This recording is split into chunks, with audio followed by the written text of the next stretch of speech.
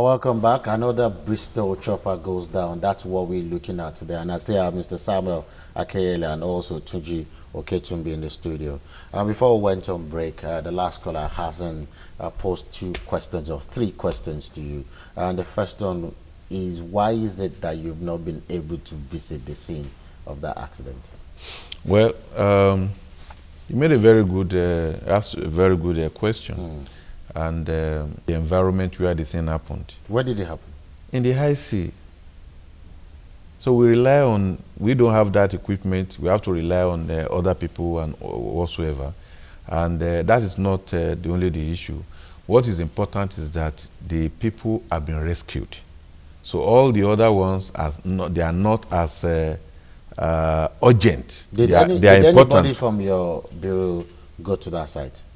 They are there right now. Okay, people from your yes, from your yes. Job. Okay. But we have to go. We have to rely on the equipment and every other thing supplied by all other. Parties. So maybe like your technicians, the ones in different departments, will now feed you with the information which you now feed us. Yes. Okay, that's yes. The idea. Okay. Until I get, until I debrief them, I cannot tell you. How far is that place from Seke to how many kilometers? Okay, now let me tell you, from what I was told, the aircraft, helicopter, we first take them to the IC where there's a ship. They will land on that ship, and the ship will now go to the site. It will take that ship 1 hour to get to the site. Okay. And it will come back again. Then they will have to take another flight back. But yesterday, because of the time, there will be no other flight to come back. Okay. So yeah, there was some logistics problems. I'll come to you, sir, but let me quickly get this. How come rescue got to them immediately when you have to go through all this? Did they radio or what happened? That's exactly what will happen. Like I said, these are oil platforms. There are oil platforms, oil exploration platforms all over that place. And so when it was just 29 nautical miles away from where they departed. Okay. It was so another. We don't have the full picture right now, but what I can guess, I can imagine, since they were evacuated, is that while the aircraft ditches, it will deploy the raft. And those automatically the raft comes out. Yeah, to deploy some rafts, it will deploy a raft upon which it will land. Okay. So it can stay afloat.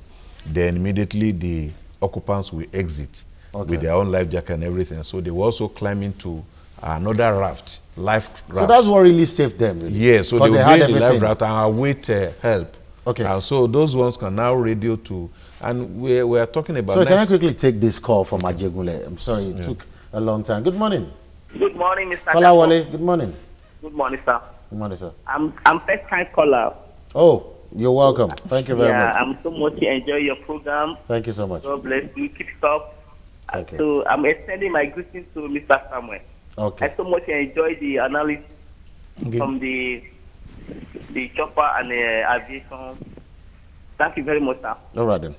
All right, bye-bye. Is that all, Kolawole? No contribution? Yeah, are you not bothered? That's a contribution. Okay, that's a commendation. What do you have to say to this chopper? They crash. Are you still there? It's gone. No. Oh, it's gone. Okay. Okay. Let me continue with you. Is that the reason why we have everybody on board being saved? Is it because they had everything in place? Like I said, the aircraft or the helicopter is designed to be able to deploy this particular one, or all choppers? All choppers. Okay. I mean, they operate on the ICs mostly because most of them are built for offshore operations. So it means that they will be traveling over waters, mostly. Okay. So now, when they travel over water, then there must be some, precautionary measures, something put in place to ensure that people are safe. Mrs. Ekemefuna, good morning. You're calling from Megweda.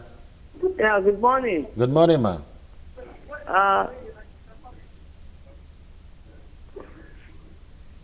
Okay.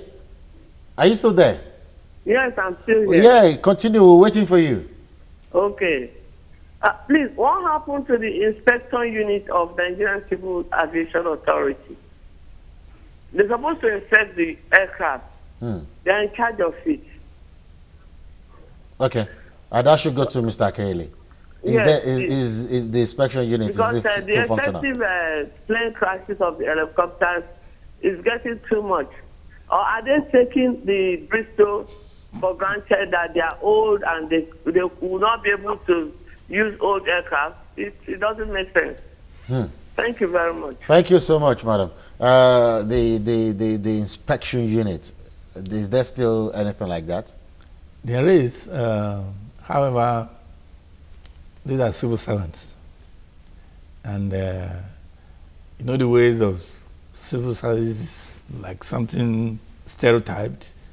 Except your boss say go there, you don't go there, and if you go there and say this is what you find out, it's still subject to what your boss wants to evaluate. I believe the NCA itself needs some overhaul. I mean, if I want to be honest with you, they see themselves as the policeman of the place, but nobody polices them. And that could lead to a situation where they rest on their hours. I mean, there are many people out there who are supposed to be inspectors. Do they have the fund to go out regularly as they would like to go out? We've been talking about this 5% that everybody is sharing. That is not enough. So I think we need to overhaul the NCA. There are so many safety inspectors. I know they employ them. A general overhaul, you mean? Yes, but they have to go out and come back. Yakub, good morning. You're calling from Megbeda. Yeah, I'm coming from the phone. Good morning. Good morning. And then good morning to the two wise man in the studio. My own question is this. I think, if I'm not mistaken, this is the second time Bristol helicopter fall in the water. The question is this. The first time there were life lost that time. What is the outcome of those investigations that time? Did anybody tell Nigerians that is the outcome of the investigation? Is there any price paid to the deceased people? The family of those people died that time.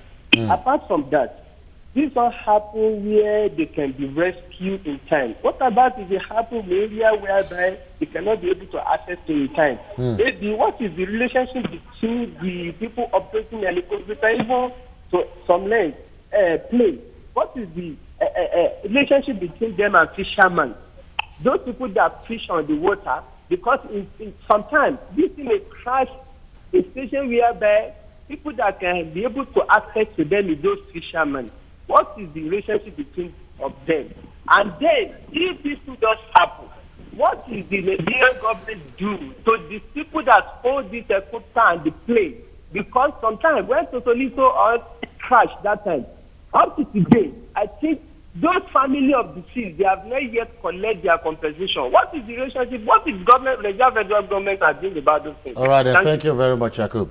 That instance, the first question was, the people that died in the last Bristol air crash, have they been compensated? And what was the outcome? Because you told me it was mechanical. But can you answer that? Have they been compensated? Well, it doesn't fall under our purview. I mean, insurance doesn't fall our form. But I want to believe that that aircraft was insured, and the families will be paid. And we are talking about oil exploration and all those things. So apart from the fact that the Bristol will not be an operator for an oil company if it doesn't have certain things in place. Okay, but something happened yesterday. Let's take it to this place, because you were talking about the general overhaul of the NCAA, and you know the reason why the Minister of Transportation did not go for that meeting the day before yesterday or thereabout was because the people that were bidding for a contract had paid for the air flight, the hotel. So why won't that impair the judgment of those people? Because if they had paid for your hotel and everything, you rather want to give them the contract. In this instance, when the NCA is underfunded and even the AIB is underfunded. Won't these services, the helicopter services or the plane services, the big ones, the ones that have the money, won't they give all these agencies money to impair their judgment, sir? Well, or can't they? I don't think they will give them money directly. Maybe you can say they can get influenced because any human being can get influenced. But they could pay for air flights and give maybe hotels. Can I quickly take someone from Egbeda? Abdurrahman, good morning. Good morning, Abdurrahman. You live. Good morning, sir, and your guest. Good morning. Good morning. Yes, I just want to comment on the proper funding. According to Mr. Tunji, he talked about funding. Look, airports, we are all civilized. Airport is generating a lot of money. A handling company, we know what they are generating. I am an agent. I know how much fund is collected from the charging off. And the money fund is charging agent alone should be enough to take care of any the equipment that Mr. Tuji talked about. Apart from this segment of clearing agents, there's so many things. Out of the shops, the main terminals, they charge a lot of operators there. Then that money is going to most of the chiefs' pockets. They didn't spend it. How can they spend just to clean tarmac, the wrong way, just to clean it, 25 million every month, each airport. You know, you don't have equipment, but you are spending. That money is quite too big. I know. I can't imagine. Other charges like that. You know, they should manage the way they spend money, the way they spend money. If they can manage, how much are they collecting at the toll gate? The toll gate is generating not less than 80 million. That toll gate. Okay. The money the contractors are taking, the money given to fans, where is that money going to? Okay, thank you very much, Abdurrahman, for your call. Let me put that to Mr. Akirele. He's saying now that even the fund itself generates money, so it should be independent. But in this instance, or just imagine if they are not independent, won't underfunding undermine their judgment? Well, the one they generate, if you remember the last scandal about bulletproof cars, once they're kept under a minister, all right, who has this overbearing effect and can tell them to send money for whatever reasons, this money are not used for the right things. When I was trying to travel out, I met a gentleman, and he used to be in headquarters of one of the agencies while I was in the audit. And I was saying, why you posted to the airport? He said, oh, because they will bring me vouchers saying that they want to deforest with 7 million naira when there is no forest anywhere. So you query it, so they chuck him out of the headquarters, send him to another station. So there's a lot of corruption going on. So I think President Buhari should have that at the back of his mind. Not only that, aviation is very important to any nation. The president will have to focus on aviation. What is going on there? How can it be better? How can you remove the corruption, bring in efficiency? Because all this money the gentleman was talking about, it is true. The toll gate, the one from the agent, they go into different, what do I call it, like the Nigerian revenue. They hide some money under some name, another one under another name, about 20 names for the same country. So they don't really know when they spend the money. Wow. Nasiru, is that Nasiru there from Mowe? Hello, good morning. Good morning, sir. Good morning, gentlemen. Good morning. My name is Nasiru. I'm calling from Mowe. Okay. We talking about life here. Either year road. Hello? Yes, continue. Yeah, we're talking about life here. Good morning. Either year road or rain or sea. But what bothers me most in Nigeria is that we don't value life. It's very, very unfortunate.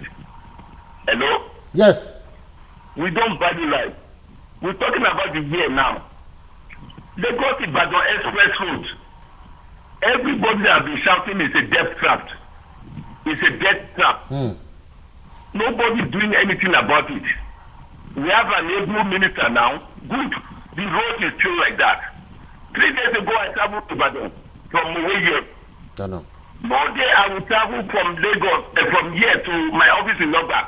You will not see either a trailer accident or a car, and the road is still in shambles.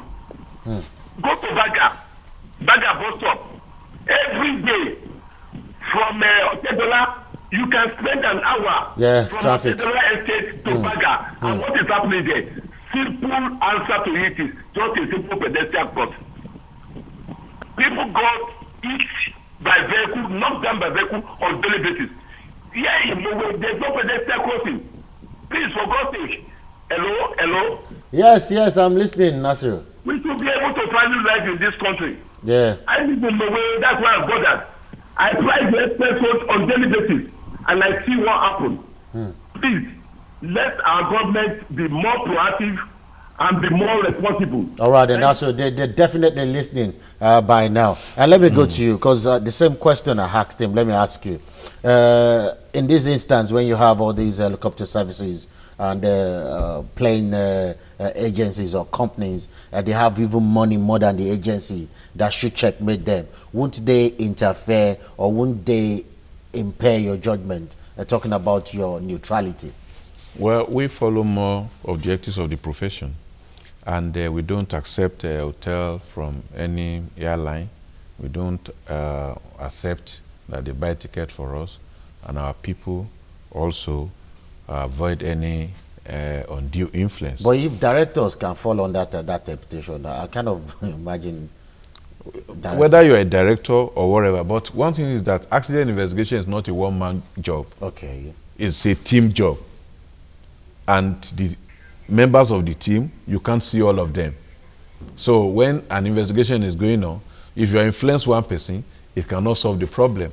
Shagun, good morning. You calling from Ikorodu? Good morning, guys. Good morning, sir. Good morning to Yeah, good morning, Shagun. God knows that the corruption that is in this country before the swearing in of Buhari is not coming forth. Not only in that nation. Look at recently the we lost that one there. Okay, let's talk about this search and rescue operation. I think the people that really helped were the RRS. I heard the RRS came with their helicopters, isn't it? And some other people, some other private organizations helped. Don't we have... It's not too far for RRS to go to. The helicopters, that's what I heard. That place is far. So how come you say how RRS located dished plane by commander? And who's the commander again? RRS commander Olatunji Disu, an assistant commissioner of police, said immediately the squad was alerted to the crash, the helicopters were deployed to begin a search for its possible location. So we get different news, or we get different information. That is Who found this plane? That is why you have to wait until the report is out, because we have to sift from all these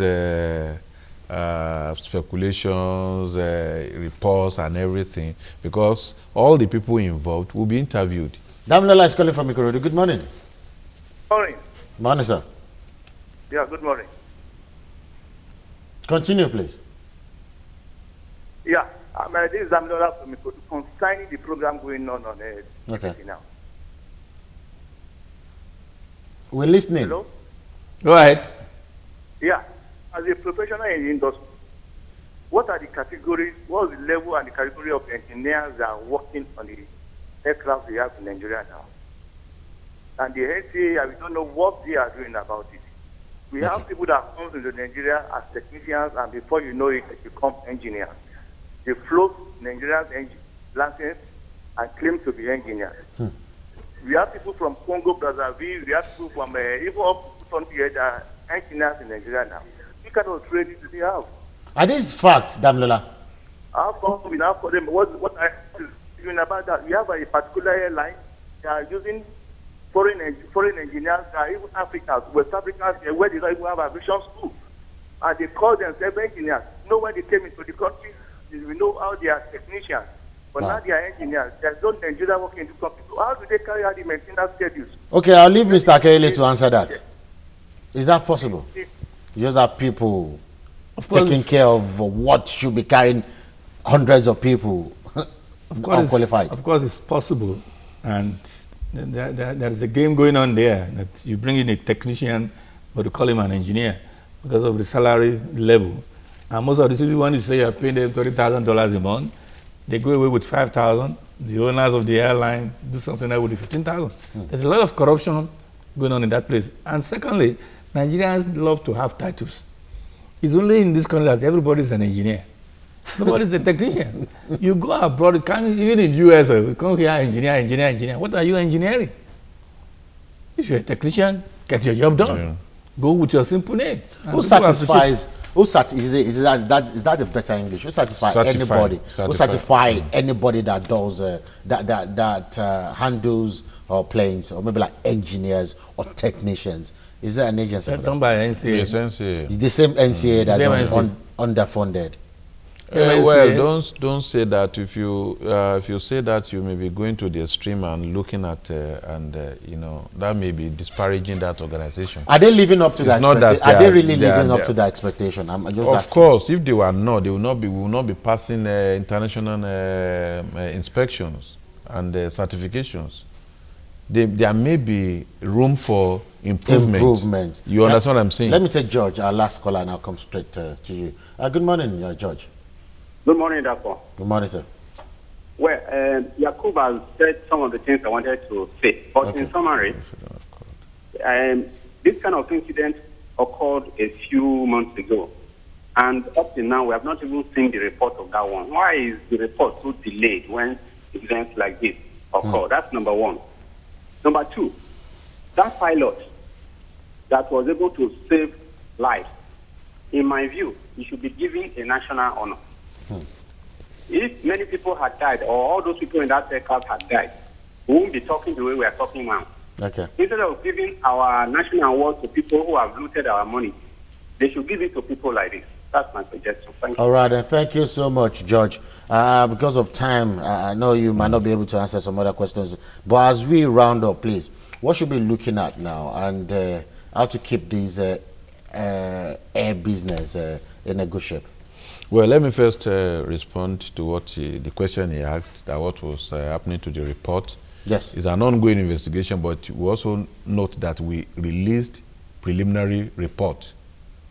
From that preliminary report, from that preliminary investigation, safety actions have been taken worldwide, not just in Nigeria. Worldwide, anywhere they operate that particular aircraft, they have been mandated to do immediate inspection. So they've learned from the instance Yes, instantly. Okay. In fact, it must not be more than 5 hours after the issuance of that directive. And everywhere all over the world. And the report we had was that it saved another accident it prevented another accident from happening in Brazil. Okay. Because when they inspected that thing, they saw it happening. Okay. They saw those two components already, detaching from each other. All right. And so how do we avoid or prevent any further Very simple. Very simple. There are rules and regulations in the aviation industry. Each person, each organization, each group must, follow the rules. When everybody follows the rules, you reduce the accident to the barest minimum. Barest minimum. A word for the road. Well, aviation is very safe in Nigeria. The human practitioners should follow the rules. Okay. Thank you so much, gentlemen. Mr. Samuel Akere, the former Secretary General, Aviation Roundtable. Thank you so much. Thank you very much. Tunji Oketumbi, Head, Public Affairs, Accident Investigation Bureau. Thank you also for joining us. You're welcome. Okay, that's our package for today. I will be here tomorrow for another interesting edition. My name is Dakbo Aruajoye. Bye for now, and God bless Nigeria.